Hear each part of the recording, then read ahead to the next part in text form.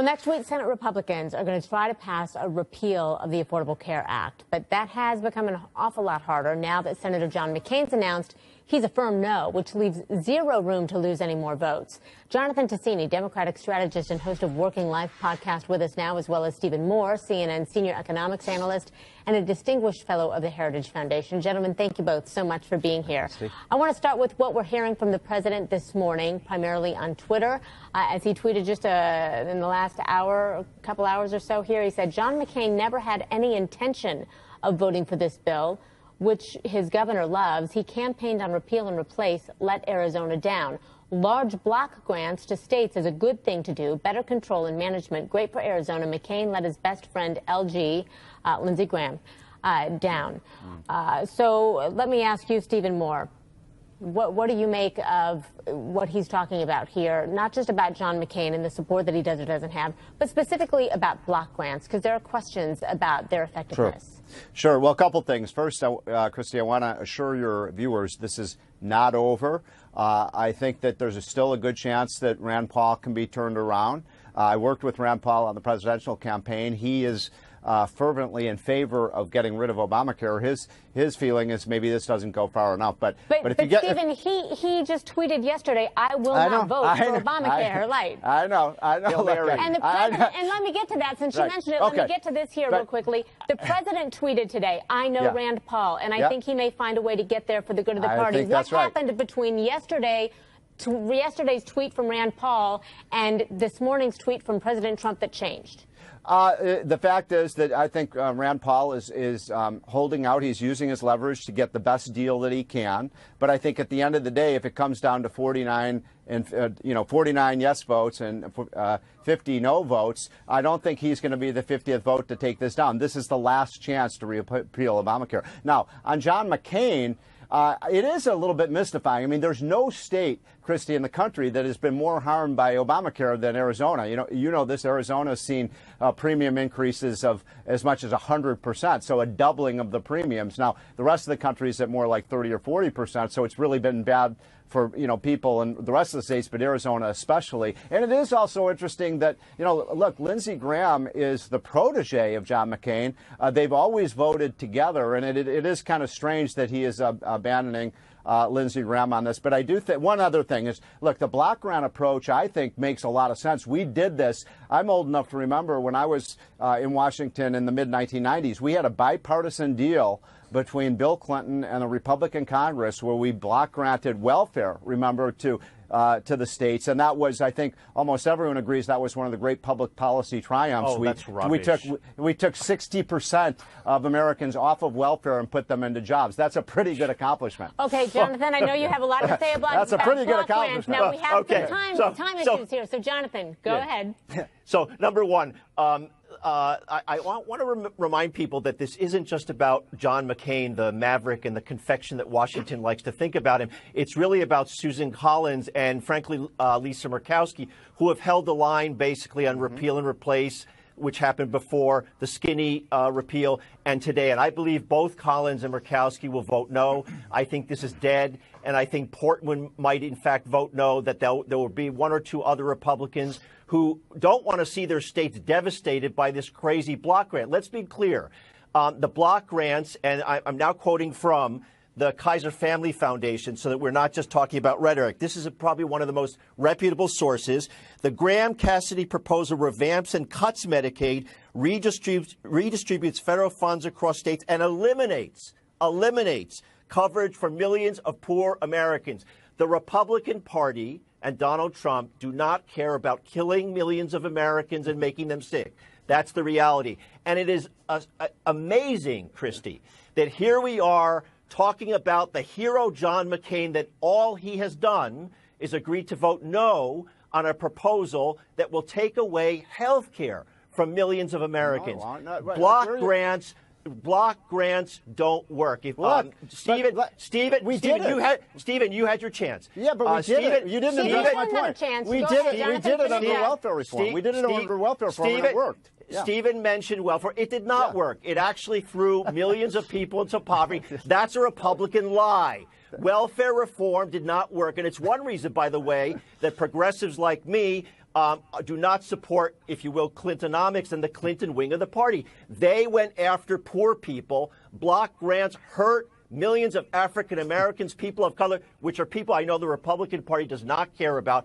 And if you take that same strategy and move it forward, it's again going to take away the health care of millions of people and hurt the American public. Okay, Stephen, go ahead. Okay, so I think you would both agree that the Brookings Institute is a pretty liberal think tank. It's a centrist. I don't think they're liberal. But Brookings Institute has put out the definitive study on what happened after welfare reform, and I'll recite the facts.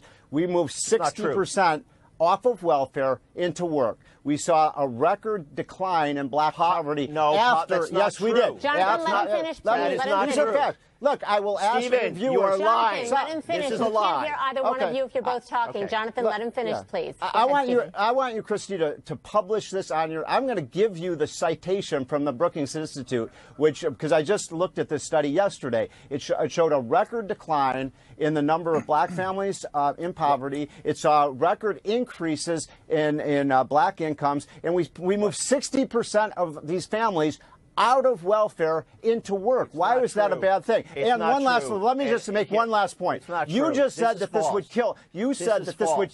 Hold on. You just said that this would. This is false information, Stephen. Let me just say one other thing. Wait a minute. Let him finish. Let him finish. You just said that if we did this block grant to the states, that it would lead to Republicans killing people.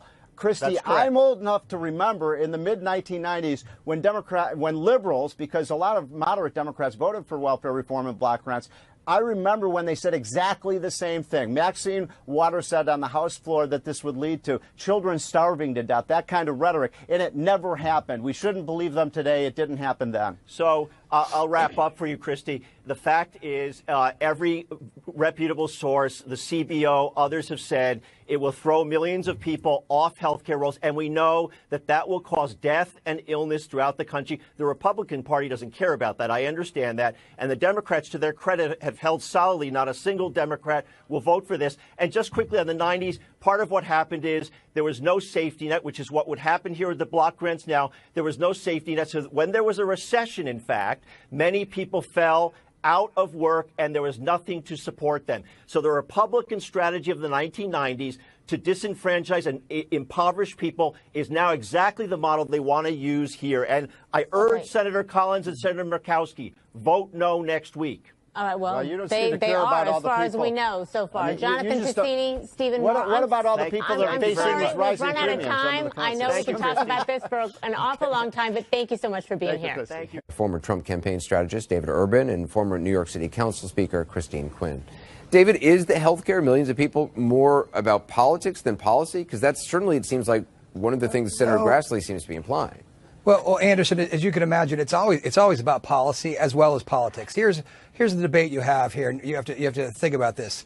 Do you believe that the federal government, a unified central government, is better at handling issues from states as diverse as Maine to California, or do you think there should be 50 states, 50 state laboratories experimenting and trying to figure out what fits best for their citizens? Under the Obamacare plan, which is currently in place, 4 states get 40% of Obamacare dollars. 4 states suck up 40% of the money, and the rest of the 50 states are left to divide that small amount. Under this new plan, the states get block grants equally. My state of Pennsylvania, for example, gets only half. It has twice as many citizens as Massachusetts, but gets about 60% less dollars. So as you're talking about guaranteed care for everybody, pre-existing conditions, which is an incredibly serious subject.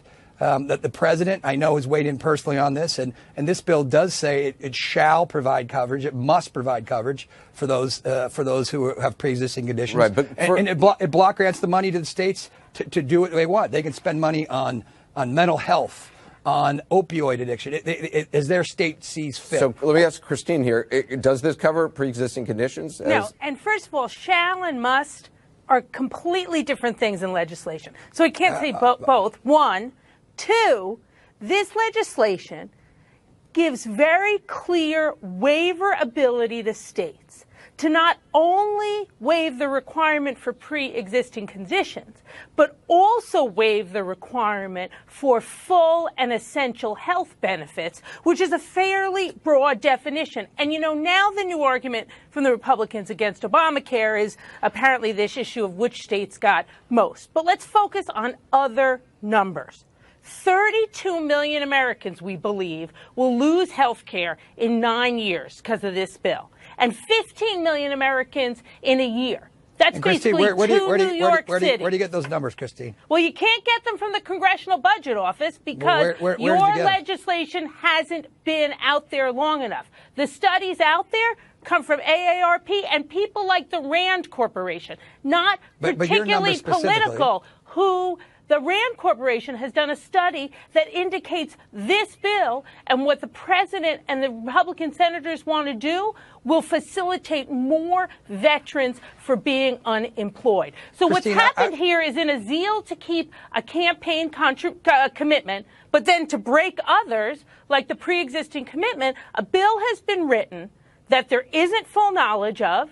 We have data from outside experts, no time for a congressional budget scoring, and Americans, quite frankly, are at best having facts misrepresented to them and really lied to them about what this will cover. David, what about the pre-existing conditions? Do you not believe that that some people will have the right to be covered for pre-existing conditions, but the cost of it may be prohibitive for them?